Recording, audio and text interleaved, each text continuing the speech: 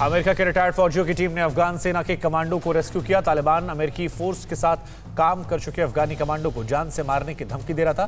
Commando के परिवार को भी सुरक्षित बचा लिया गया। अमेरिका के मिशन पाइनएप्पल एक्सप्रेस के तहत अब तक रिटायर्ड सैनिकों ने 630 अफगानियों को काबुल एयरपोर्ट पहुंचाया। ये सभी वो लोग हैं जिन्हें अमेरिका के अफगानिस्तान में काम किया है और अब तालिबान के टारगेट पर है। इस मिशन को पाइनएप्पल इसलिए कहा जाता है क्योंकि जिन लोगों को बचाया गया उनके फोन के पीछे पाइनएप्पल की तस्वीर लगाई गई है। पाइनएप्पल ही इस मिशन का कोड है। पाइनएप्पल की तस्वीर देखकर अमेरिकी सैनिक बचाए गए अफगानियों को एयरपोर्ट में एंट्री दे रहे हैं। काबुल हमले के 36 घंटे के अंदर आईएसआईएस से अपना बदला ले लिया अमेरिका ने। अमेरिकी सेना ने काबुल ब्लास्ट के जवाब में नांगरहार प्रांत में आईएसआईएस के ठिकानों पर हवाई हमले किए तो तालिबान ने नाराजगी जाहिर की। अमेरिका ने आईएसआईएस के ठिकानों पर ड्रोन से अटैक किया। एयर स्ट्राइक के बाद अमेरिका ने काबुल एयरपोर्ट से लोगों को हटने के लिए कहा। अमेरिका को यह शक है काबुल एयरपोर्ट पर फिर से आतंकवादी हमला हो सकता है। नांगरहार को आईएसआईएस से गढ़ माना जाता है। हमले में किसी आम नागरिक के मारे आने खबर नहीं है। अमेरिकी रक्षा मंत्रालय पेंटागन ने भी इस हमले की पुष्टि की है। अमेरिका ने आईएसआईएस के ठिकानों पर हमले के लिए रीपर ड्रोन का इस्तेमाल किया। इससे अमेरिका का ब्रह्मास्त्र कहा जाता है। ड्रोन में लेजर गाइडेड जमीन पर मार करने वाले 8 हेल फायर मिसाइल लगी होती है। यह मिसाइल सटीक फायर करती है। करीब 20 साल से अमेरिका इस अचूक हथियार का इस्तेमाल करता रहा है। यह अब और घातक हो गया है। ड्रोन ने 50,000 फीट की ऊंचाई से भारी बमों से आईएसआईएस के ठिकानों को निशाना बनाया।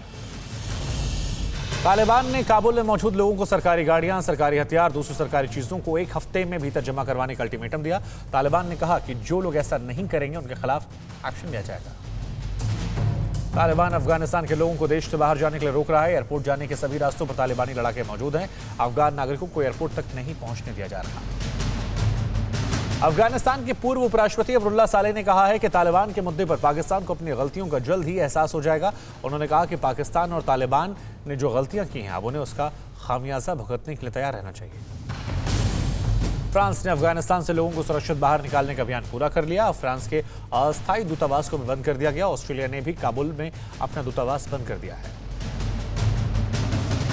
काबुल में ब्लास्ट को लेकर अमेरिका ने जांच तेज कर दी है। इसमें सबसे अहम सवाल ये कि तालिबान की चौकियों के बीच से हमलावर कैसे पहुंचा और चेतावनी के बावजूद अमेरिकी सैनिक लापरवाह क्यों थे। शक ये है कि हमले का प्लान बहुत पहले से तैयार था। तालिबान ने आईएसआईएस के आतंकवादियों को पकड़ने के लिए सघन चेकिंग अभियान चलाया हुआ है। घर घर जाकर पूछताछ हो रही है। संदेह के आधार पर तालिबानियों ने कई लोगों को पकड़ा है। सभी लोगों की जांच पड़ताल के बाद छोड़ दिया जाएगा। जलालाबाद में तालिबान ने आईएसआईएस खुरासन के खिलाफ ऑपरेशन तेज कर दिया। तालिबान को लग रहा है कि आईएसआईएस तालिबान से सत्ता छीन सकता है। तालिबान आईएसआईएस खुरासन की ताकत को खत्म करने में जुट गया है।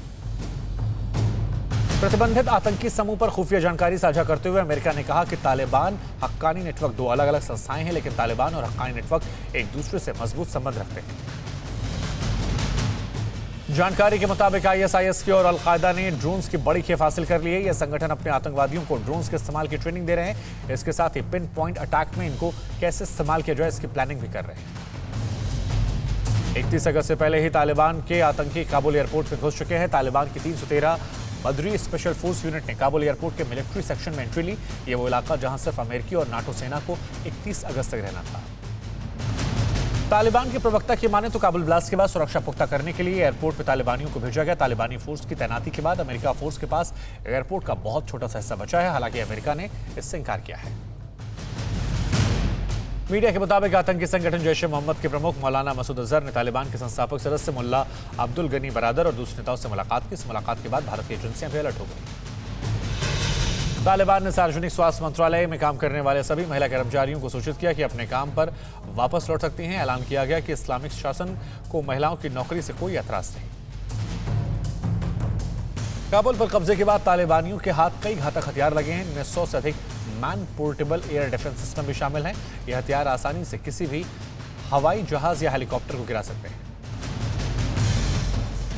अमेरिका के मुताबिक अफगानिस्तान पर कब्जे के बाद करीब $28 बिलियन के हथियारों को जब्त किया गया।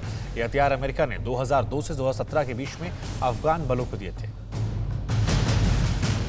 डिफेंस सिस्टम कंधे पर उठाकर फायर किया सकता है। 50 के दशक में अमेरिका, रूस, ब्रिटेन समेत कई देशों की सेना इस हथियार का इस्तेमाल करती थी। तालिबान इससे एयर स्ट्राइक का जवाब दे सकता है।